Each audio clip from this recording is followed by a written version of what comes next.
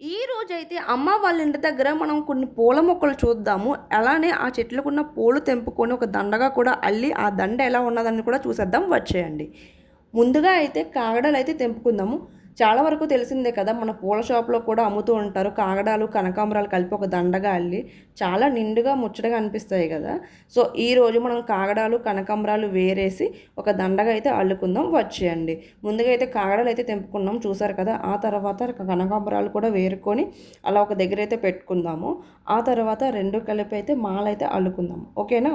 ఇక ఈ పువ్వులనైతే మా అత్తయ్య గారైతే దండగా అల్లుతున్నారు. నాకైతే కట్టడం రాదు. ఒక పక్క కడుతుంటే ఇంకొక పక్క రాలిపోతుంటాయి. సో, అందుకోసం అని చెప్పి నేను పూలైతే అందిస్తున్నాను. అత్తయ్య అయితే మాల కడుతున్నారు. మనం బయట కొనుక్కున్నా కూడా చాలా ఎక్కువ చెప్తుంటారు కదా! ఎప్పుడో ఫంక్షన్స్‌కి, ఫెస్టివల్స్‌కి తప్ప మనం బయట కొనుక్కొని పెట్టుకోలేము. చూసారు కదా! ఇలాంటి మొక్కలు ఒక 2, 3 మన పెరట్లో ఉంటే చాలు. మనం నచ్చినప్పుడు కట్టుకొని పెట్టుకోవచ్చు. చూసారా మా అత్తయ్య గారు చాలా మంచిగా కట్టారు. ఒక 2 మూరలు పువ్వులైతే వచ్చాయి. అండ్ ఇలాంటి వీడియోసే మంచి మంచి కొత్తవి వస్తూనే ఉంటాయి. మన ఛానల్‌ని సబ్స్క్రైబ్ చేసుకోండి. Mister and Mrs Yamuna Mohan YouTube channel. Thank you.